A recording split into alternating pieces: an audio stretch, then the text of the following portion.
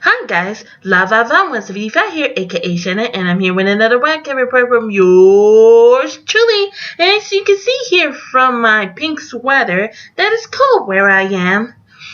And it's the first cold day in 10 months. So, yeah. So expect me to wear this and other warm things in the next months. Or just until spring comes around. Anyway, I got 3 news to share with you without November. So without further ado, I'll get started. In Pittsburgh, a mass shooting took place at a synagogue that was supposed to be a place for peace and prayer. The gunman entered the building at around 9 a.m. during a Jewish ceremony at the synagogue and shouted, "All Jews must die," before firing rounds inside the building.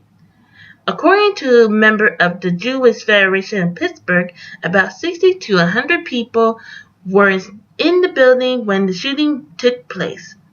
The gunman kept shooting for 20 minutes before the police and SWAT members arrived outside the synagogue. Eventually, the gunman surrendered and was taken into custody. 11 people, all of them were elders, had died in the shooting. After the tragedy, people from the U.S. and around the world expressed their condolences to the people of Pittsburgh. President Trump called the shooting a wicked anti-Semitic act of pure evil. He also suggested the death penalty for the gunman. Pope Francis denounced the inhumane act of violence in the Sunday prayers at St. Peter's Square and asked God to help us extinguish the flames of hatred that developed in our societies. Michael Eisenberg, a former president of the synagogue, said that they did have a police present on high holy days, but on a day like today, the door is open. It's a religious service. You can walk in and out. In Thousand Oaks, California, a mass shooting took place where it was supposed to be a fun night after a hard day at college. It all took place at the Borderline Bar and Grill during college country music night. The party consists of 200 people, most of them were college students. At 11:20 p.m. Pacific time, a single assailant with a legally purchased gun went inside the bar and shot 30 rounds and threw smoke bombs.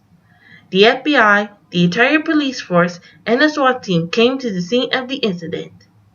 Eventually, the FBI found the perpetrator dead inside the bar. 13 people had died, including the perpetrator, and 18 people were injured in the attack.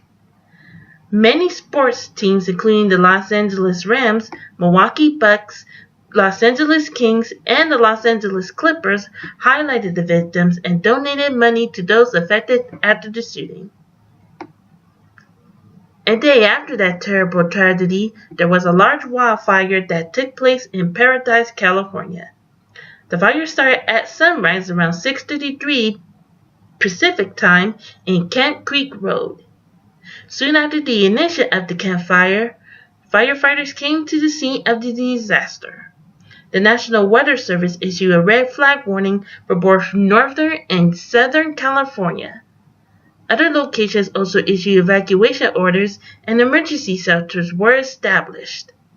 Due to the speed of the fire, many people of Paradise, California were unable to evacuate before the fire arrived. The fire spread so rapidly that the firefighters stopped attempting to control the flames and instead started to help the residents evacuate.